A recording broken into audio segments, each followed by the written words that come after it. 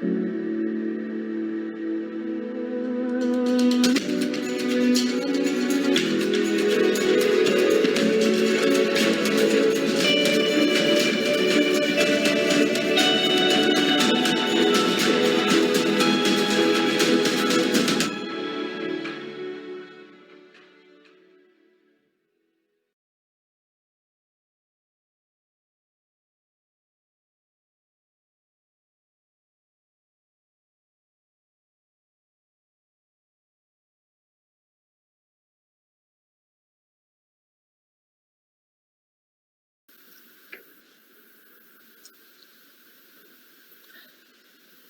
morning, good afternoon, good evening, depending on where you are.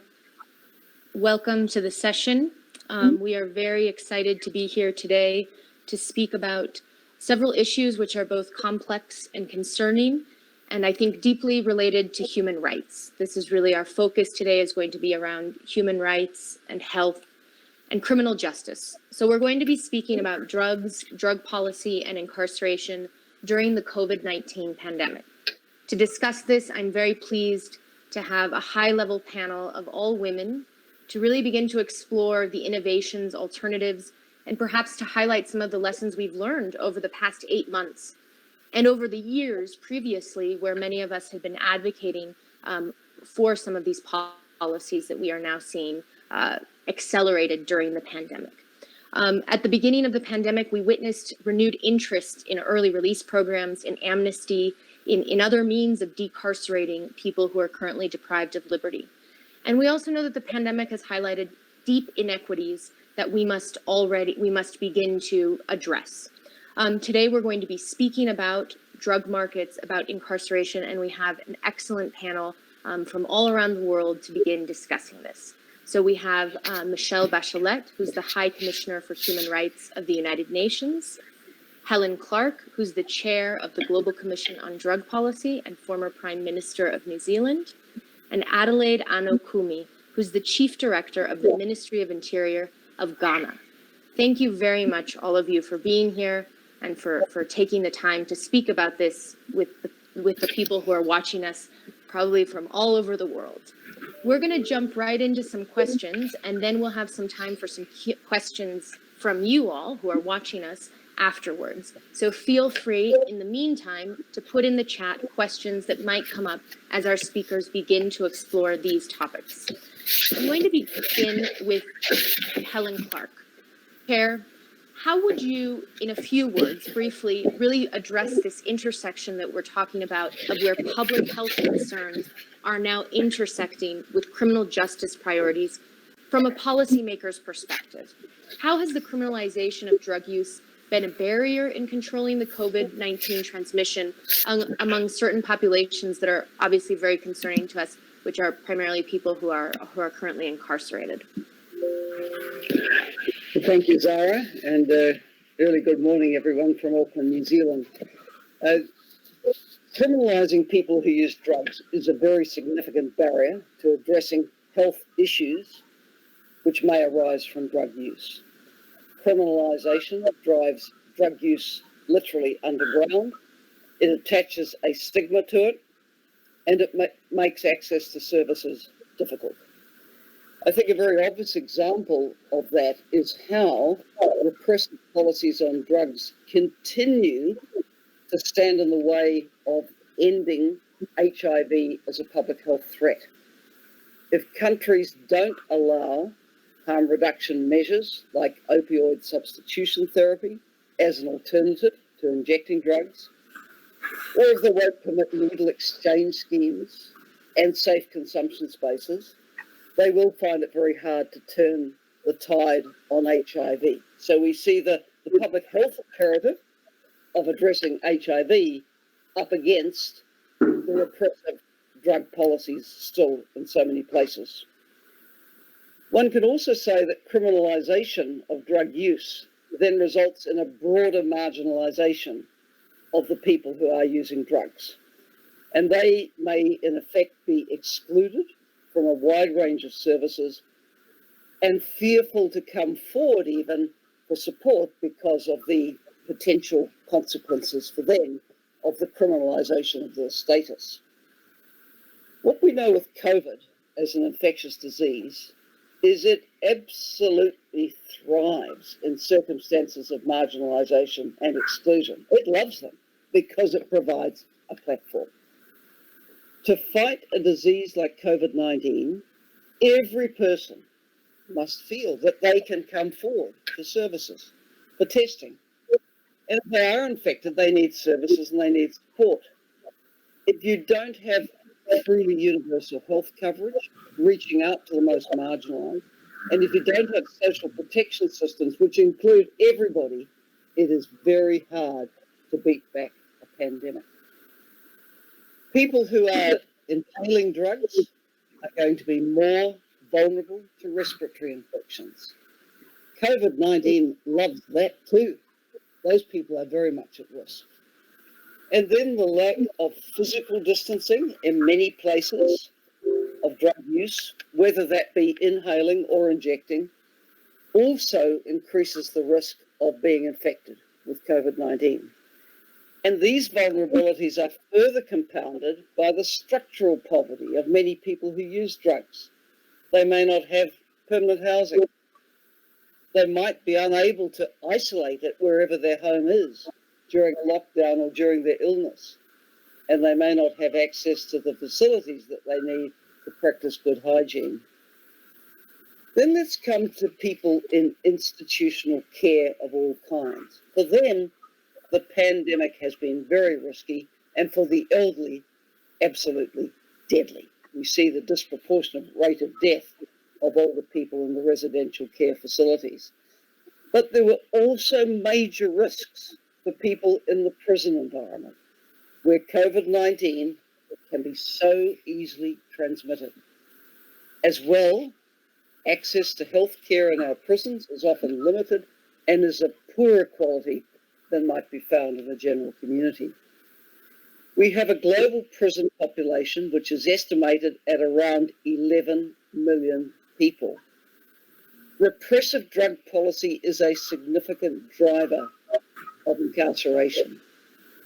21%, 1/5 of the world's prisoners are there for non-violent drug offences, including use and possession possession of a small kind because it's personal use. Now, what we saw during the pandemic period of lockdowns in that March to June period initially, and I know a lot of Europe is in lockdown again now, but talking about the earlier period, of course, we saw a number of countries beginning to discharge prisoners from jails as the pandemic struck. There was a public health imperative. And Harm Reduction International estimated that 109 countries did that in the March to June period. What we should see as astonishing and incredibly unjust is that around a quarter of the countries who implemented these so-called prison decongestion schemes explicitly excluded from them people who were in jail for drug offences. And that means that they actually prioritised a punitive approach to drug control over the health of the people who had been imprisoned for offences under their drug laws. And let me stress, that was often for a non-violent offence under the law. So I think this is a clear case of policy incoherence, of the country's public health policies trying to stop transmission, and that being undercut by repressive drug policies, which A, put people into jail where they should not be, but B, being in jail in that quarter of countries left the prisoners exposed to the disease in the institutional environment. So overall, and let me final sentence, I think we can say that criminalisation and incarceration of people who use drugs have definitely been barriers to comprehensive and effective policies to stop the pandemic. Thank you, Zara. Thank you very much, Chair. Yes, indeed. I think that what we have seen is there was a rush to implement these programs, and now in the implementation, and really looking at the policies, we're seeing that perhaps they didn't have the impact that were expected, neither in public health, in these two public health imperatives that you have mentioned. Thank you. Now we move to the High Commissioner Bachelet. You have worked much on these issues during your mandate. Prisons and deprivation of liberty facilities, as Commissioner Clark just told us, have been fertile ground to COVID-19 transmissions, and this connects with the HIV crisis, which we have not overcome yet, including also hepatitis and tuberculosis, and just generally transmitted diseases. At the same time, we have seen that the global prison population has a steady growth, including a high percentage of pretrial detention and minor offenses, including drug-related ones. In my country, Mexico, we have actually increased the number of crimes that are allowed to be used for pretrial detention during this pandemic. So we are seeing this policy coherence that Commissioner Clark mentioned. How are you seeing, really on a global level, how the COVID-19 pandemic, is it bringing a new understanding of these links between repression and criminalization, deprivation of liberty, and the right to health, and how those might be in conflict or keeping us from achieving the right to health in these settings? Well, first of all, I'm pleased to join all of you today in this very challenging and complex global situation. Soon, we'll have 1 year of the pandemic, and we're witnessing, of course, I'm in Geneva, and we're witnessing a second wave of the spread of infections in many parts of the world. And COVID-19 continues to create extreme hardship for millions of people, and many more are at risk. Throughout the current pandemic, and Helen was mentioning, globally over 11 million people in detention have remained particularly vulnerable. We all know why. I mean, and the virus continues to take firm hold in the crowded and confined environment that characterize most detention facilities. The available data shows that as of 5 of November, more than 283,000 prisoners in 115 countries have been infected with COVID-19, and at least almost 25,600 have died in 35 countries. So prison systems were in crisis long before the pandemic. We know that. COVID-19, what has done in prison system, but in everything, it has shed light on the poor health care in prison detention and the lack of preparedness to manage disasters in too many countries. Restricted and inadequate access to hygiene and health care can exacerbate this problem, of course. This concerns not only people in prisons, but also those in administrative detention centers, immigration detention centers, and drug rehabilitation centers. Since the outset of the crisis, the situation of persons deprived of liberty has been a particular concern for my office. In March this year, I called on states to examine ways to release those especially vulnerable to the virus, including older people, the sick, as well as the low-risk offenders. We have also continuously emphasized that now is the time more than ever to release those detained without sufficient or no legal basis, and those detained for offenses not recognized under international law, so-called offenses of possessions of drugs for personal use. In addition, in March this year, together with WHO, my office prepared a guidance drawing attention to specific issues regarding COVID and persons deprived of their liberty.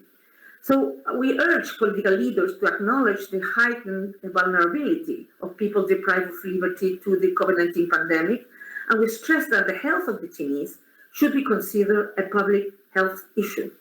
The primary positive outcome of our advocacy is the release by numerous governments of tens of thousands of prisoners.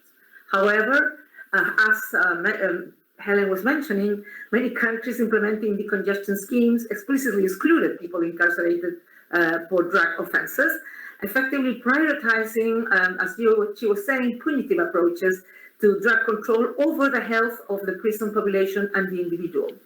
21%, it was mentioned, are detained for non-violent drug offenses, including drug use and possession for personal use, making drug policy a significant driver of incarceration at the global level.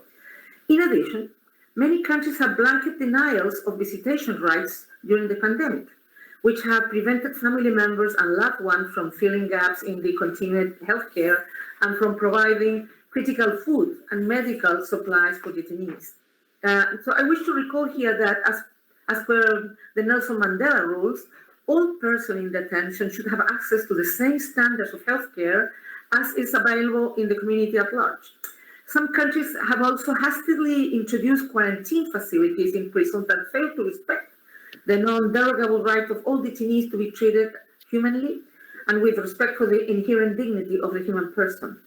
Recourse to alternatives to imprisonment, including replacing detention with non-custodial measures as the sentencing stage, remain insufficient. And so I urge states to consider implementing schemes of early provisional or temporary release for those detainees for whom it is safe to do so, taking full account of the Tokyo Rule and of the Bangkok Rule. Well, the Tokyo Rule, as you know, it's linked to non-custodial measures, meaning the UN standard minimum rules on non-custodial measures, and the Bangkok Rule is the UN rules for the treatment of women prisoners and non-custodial measures for women offenders, widely known as Bangkok Rule.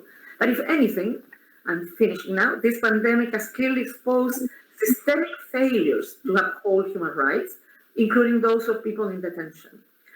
To end their suffering, I think policies must address the inequality and protection gaps. And human rights cannot be an afterthought in times of crisis. People and their rights must be front and center. Thank you, Sarah. Thank you very much, High Commissioner.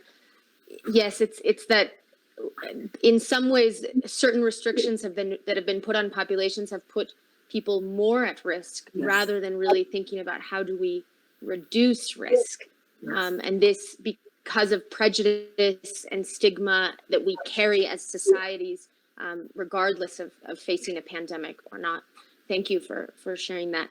Now we'll go with Director Anokumi from the Ministry of the Interior of Ghana. Thank you very much for being here with us today. So as we've seen, and our two previous speakers mentioned, countries have, at the beginning, there was really this push of, we're going to free folks from prisons and jails, and we saw hundreds of thousands of incarcerated people. Sometimes those were on a it was a pre-release, and they were expected to return once the pandemic is over. I know that was the case in some countries, but so we saw this rush to release, or at least move measures towards early release, mainly for minor offenses or those that already were nearing an exit date.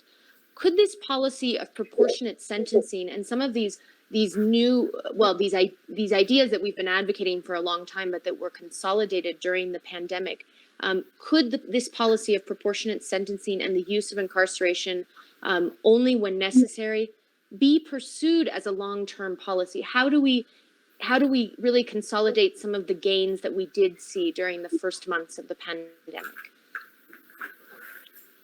Thank you very much.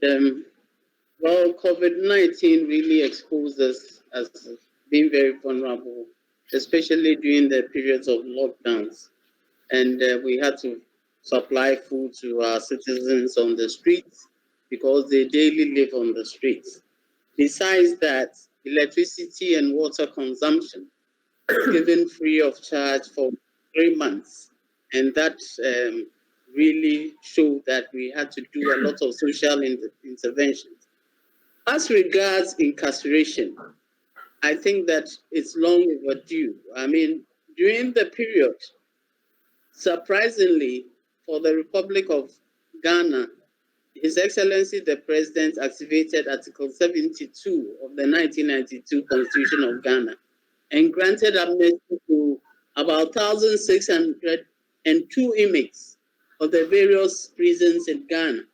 And then the issue of non-custodial sentencing relating to parole, community service became an issue that had to be critically and extensively discussed. So now we are in touch with all the relevant stakeholders, the Judicial Service, the Ghana Prison Service, the Ghana Immigration Service, the police, and all civil society organizations to ensure that Ghana comes up with a community sentencing bill policy to, as it were, assuage this issue of incarceration, which has created more problems for us because we have an overcrowding population of about 49%. And with the amnesty granted by His Excellency the President, we found out that we have reduced our overcrowding to about 39.5%. Apart from this, the Ghana Prison Service has instituted a lot of measures, like restricting the receipt of prisoners by instituting stopgap measures like having a reception center to receive the prisoners and ensure that all their health issues are as it were, looked at before they are incarcerated into the prison. We also introduced the shift system to prevent prolonged contact between officers as well as inmates. Hygiene practices were also enhanced. Hitherto, we took it for granted. We had to mount sanitizers all over, ensure that social distances is adhered to, ensure that washing of hands, and also ensure the fumigation of all the prisons, and also restrict the number of visitors that come into the prisons. Hitherto, prisoners were entitled to so many visits in a week, but then we had to restrict it to one visit a week. Testing clinically suspected cases was also enhanced. And also the prison health facilities were improved. No masks, no entry protocols were observed. The use of PPEs were also enhanced. Psychological mental education for inmates was also improved. Education to reduce stigmatization was also enhanced. And monitoring and evaluation of standards of COVID responses was also increased. I must say that the pandemic has also helped us to collaborate more effectively. As I said earlier on, the Judicial Service, the Ghana Prison Service, the Ministry of Health, the Ghana Health Service, the Association of Quasi-Health Institutions, NGOs, churches, and all organizations have their hands on deck to ensure that we improve our health systems in the prison. The culture of hygiene, I said, has enhanced. Therefore, I must say, I really support this idea of this COVID-19, as it were, enhancing our policies as it relates to improving the health of our inmates in the various prisons in Ghana. Thank you very much. Thank you very much, Chief Director. Yes, in fact, I think many of us are hoping that when we, this post-COVID world that we believe is here, or that we will reach eventually, that we can see how it can be a better world. How can we not shift back to what we already knew, but rather move forward with renewed lessons and energy and collaboration, as you mentioned. You also mentioned something very important, which is mental health, which I think is something that we need to be speaking about more, and not just to vulnerable populations, but really mental health to everyone, because everyone is suffering on different levels and with different needs. So now we've been speaking more about incarceration. We're going to now shift into more of a health questions, which and really around the illegal market. We've seen the illegal market disrupted, really around the impacts of the lockdown, travel restrictions, reduced trade and commerce. There was a moment where the world really did stop. Now we've figured out how to keep it going, but many of those the lockdowns impacted illegal drug supply and trafficking, which might be something that prohibition had not been able to achieve in its many years. However, what we really saw also is new understanding of the dynamics of the drug production and trafficking, as well as what are substances that are made nationally or domestically versus those substances that we see much more transit related, such as cocaine, perhaps. So, Commissioner Clark, what have we learned about the dynamics of drug production and trafficking, as well as locally made synthetic drugs, and something maybe about how has consumption possibly reduced because people are not gathering in the same way that we used to, because we have restricted and certain sanitary measures taking place? Well, what we've learned is that the lockdowns and the travel restrictions did, of course, disrupt at least parts of the illegal drug market, like they disrupted many other aspects of markets and societies. But we also learned that this is a very adaptable drug market as well. It does rebound, it does innovate, as of course the market and the legal economy does as well. But we saw the impact in shortages of a number of types of drugs in the illegal market, and in increases in their prices and reductions in the purity of some of what was sold. As a result of that, I'm told that people using drugs would be switching substances, for example, from heroin away to synthetic opioids. But also others have taken the opportunity to look for a treatment service, although we know that business continuity and treatment services in general in the health system during the pandemic was often not particularly good. We've also seen reports of organised criminal groups involved in drug trafficking actually seeing rather lucrative crime opportunities emerging elsewhere linked to the pandemic. And it goes without saying, there's been a lot of corruption around the pandemic and responses. There's been a lot of opportunities for people to rip off each other and extort and make money, sadly.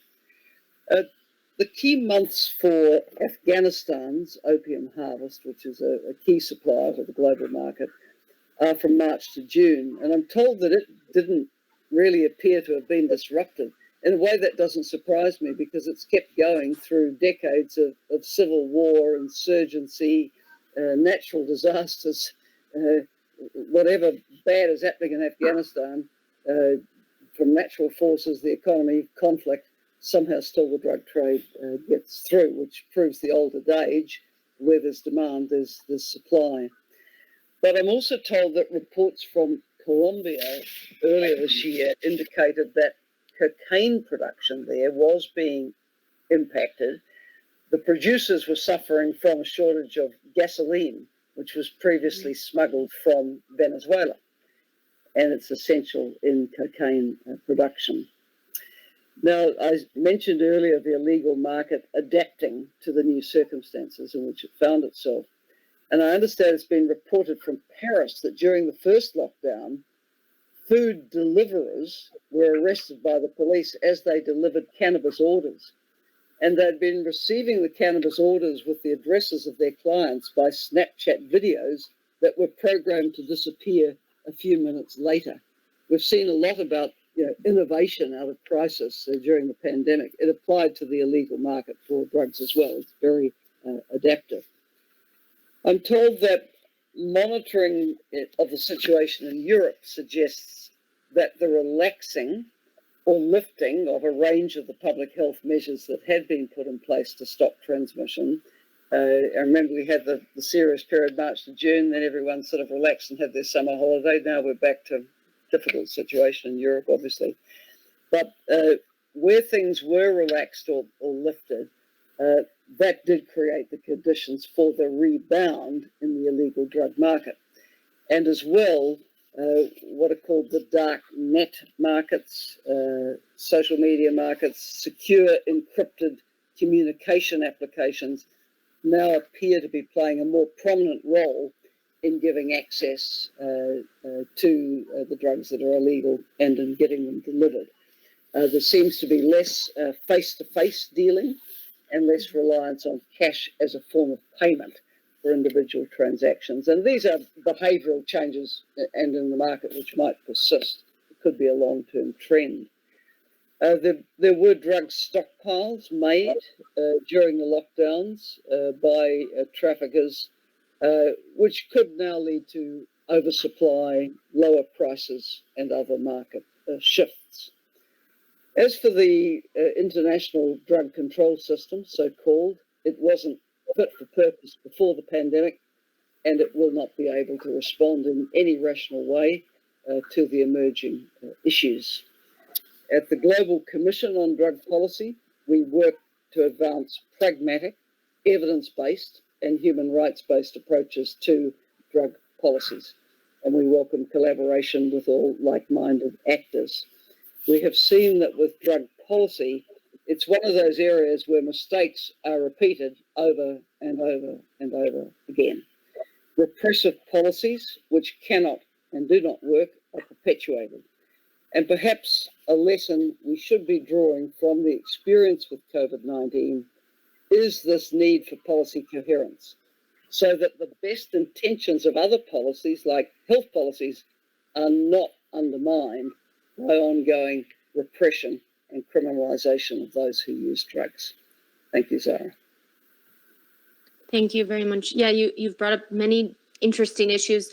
The illegal markets are nimble and flexible, and they move as quickly or quicker than the legal markets in many cases because they have to shift. And it's something that we've seen in Mexico and all along Latin America. And we also saw it in jurisdictions where cannabis is legal and where it was then deemed an essential business, so that people would be able to continue to have access in places in jurisdictions where it's legal. So really we are seeing both a recognition that this continues and also seeing new trends, and we'll see if the closed borders that Colombia had for many months does impact the cocaine trade on a global level. But I think it will take several months also to have the data that we need to really be able to look at this. Thank you for sharing what we know up to now.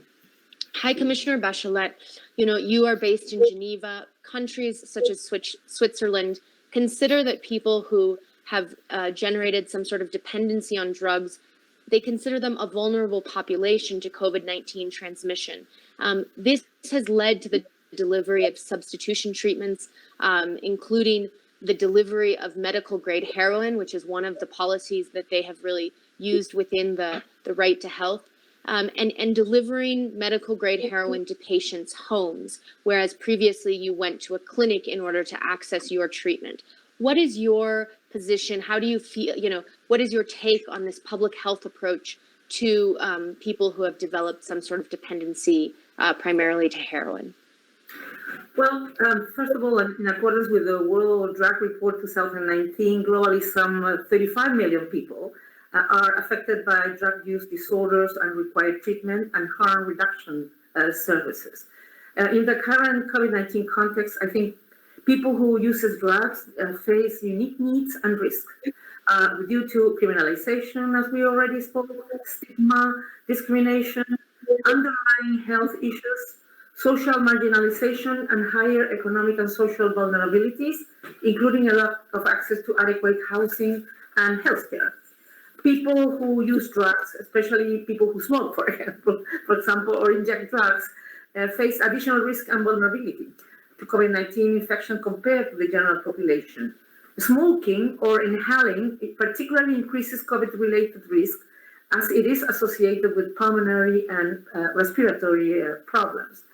People with a long history of opioids or stimulant use are more likely to have a compromised immune system, and people who inject drugs can have underlying medical conditions that make them more vulnerable to certain infectious disease. Therefore, vulnerable groups of people who use or inject drugs should be recognized as high-risk population in order to mitigate the spread of the current epidemic as well. Maintaining adequate treatment and harm reduction services for this population is even more vital during a public health crisis such as the COVID-19. Harm reduction services, including opioid agonist therapy, needle and syringe programs, the distribution of naloxone, and overdose prevention sites are essential for the protection of the right to help people who use or inject drugs. In the COVID-19 emergency context, some countries such as you said, Switzerland, have acknowledged these services as key services and thus remain available and accessible.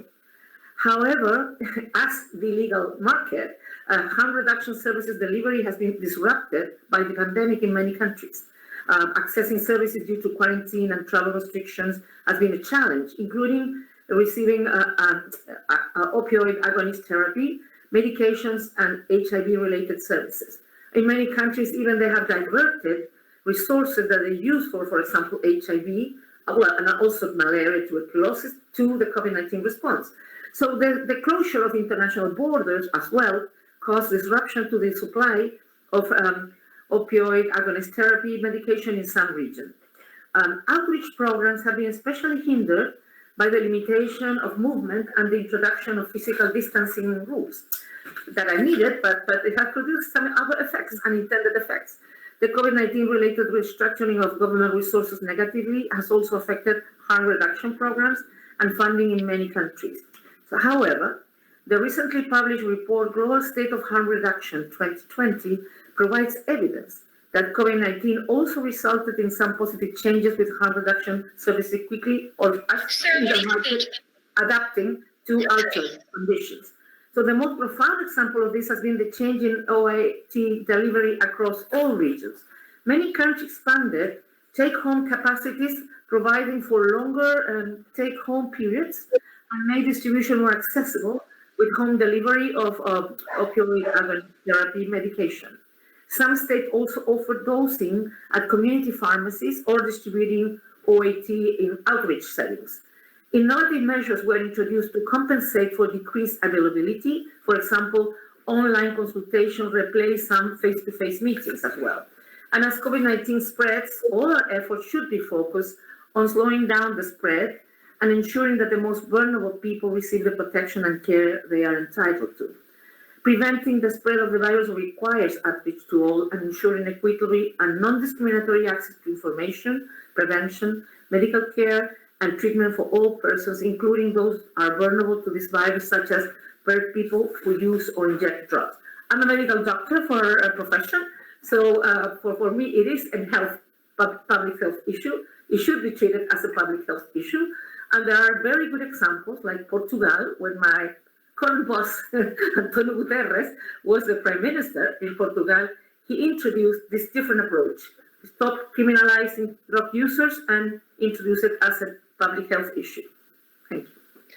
Yeah, thank you so much for sharing that. And thank you for bringing up the example of Portugal. I think it's important that folks, if you don't know about that example, look at briefs and different documents that have been written about their decriminalization approach, which has definitively impacted their HIV rates. And so it's one of the things that we can begin to look at. You mentioned many interesting topics around, when COVID-19 hit, NGOs and governments alike came out with guidance, directives. How do people who use drugs, how can you better take care of yourself during this time? What are the, what are tips? Or if you're using other substances, really, we can't share any sort of paraphernalia. You can't, really taking care of your own health, because this contact with others can put you at risk, which is very difficult when you are already in a marginalized group and you don't feel like you have that contact that's needed. And you also mentioned really scarcity, which I think is an issue that all governments deal with, and we're dealing with even more because of the economic crisis and the health crisis that are parallel right now on a global level. Thank you. Director Anokumi, the pandemic has highlighted these challenges that we've really spoken about and these grave inequities. And we've also seen some positive initiatives such as those that you mentioned previously. How do you, as someone who is currently in government, currently in this position of a policymaker who also has to implement, how do we consolidate the gains that we did see while ensuring that some of these reforms can continue on both a short and long term? And how do we use these lessons for more structural reform, since we know that really much of what we're seeing are structural issues that already existed and that now are simply being exposed, as you said previously?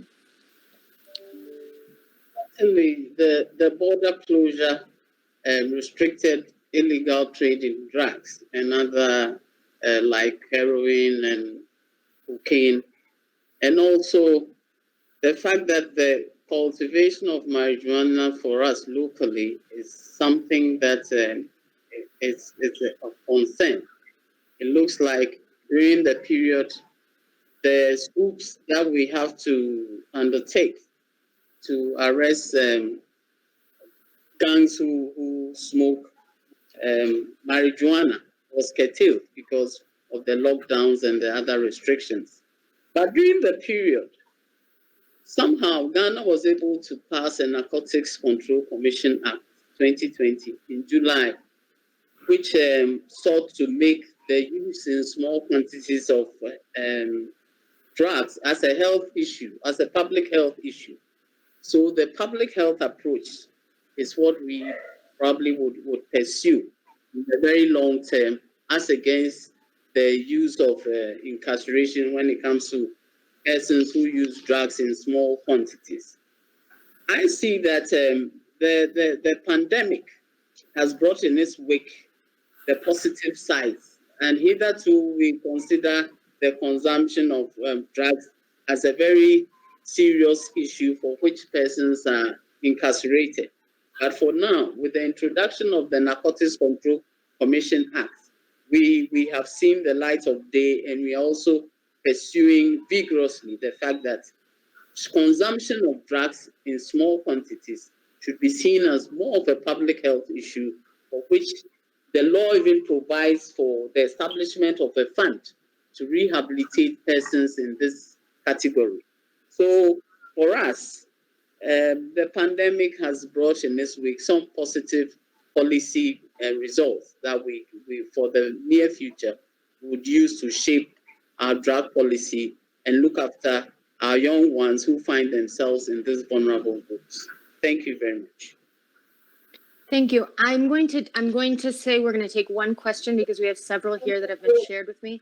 But I think this question, anyone who would like to answer it, probably we only have time for one or two of you to answer.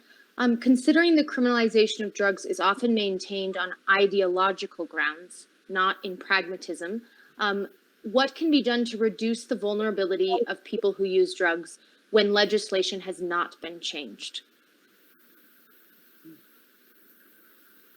So this is really more about how do we change our culture, perhaps, around. It has to do more of advocacy. We have to ensure that the vulnerable groups are talked to in a sense that they would be able to get out of that situation. If we leave them to their fate, it looks like they group up with their peers and they continue to be in that kind of situation. For us in Ghana, during the lockdown period, some of these gangs were even, as it were, brushing off the idea that the COVID pandemic exists. And they were rather congregating them more to find solace in the fact that the drug would also get them out of this pandemic situation. So it's up to us to repackage and do a lot of advocacy, especially amongst our youth. So a lot of education and information. Please, yeah. Commissioner. May I add Commissioner? I mentioned Portugal because when I visited Portugal as Commissioner, I went to see the program and I participated in a World Congress on harm reduction. And when the Secretary General started with the idea and the initiative of decriminalization, the opposition at that time almost killed him politically because of that.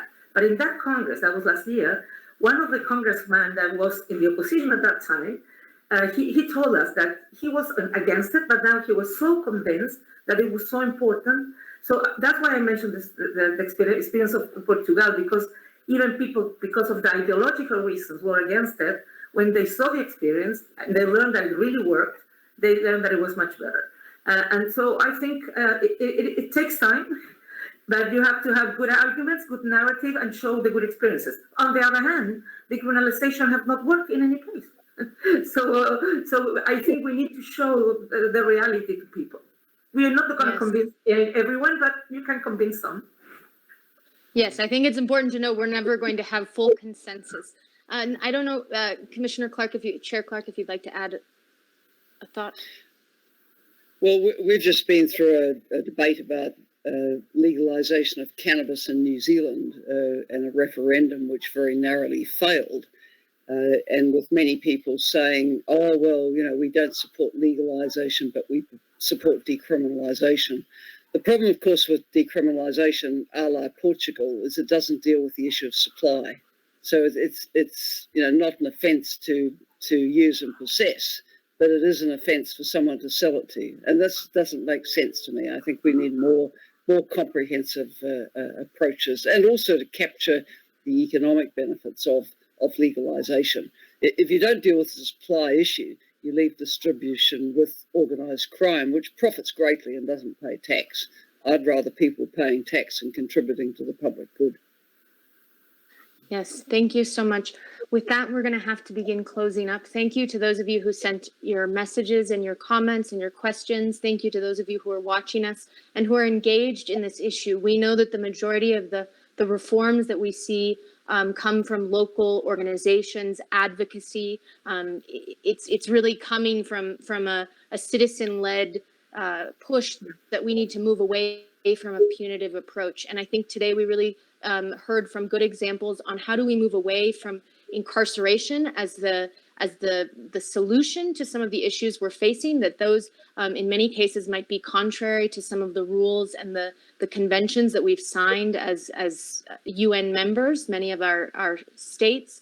And also, how do we really think about this as a health issue, this intersection between incarceration already and what those harms to health might be of being a person deprived of liberty, and now with the added threat of COVID-19 in these overcrowded spaces. And we know that many people are living under these conditions. And so I want to thank you three for taking the time out of your very busy schedules to be in this. And I hope that we can continue working to ensure that drug policy reform is really based in health, human rights, development, and harm reduction.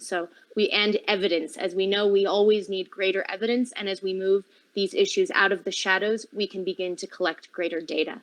Thank you very much for being with us today, and we will continue working on these issues onward. Thank you. Bye-bye. Bye-bye. Thank you.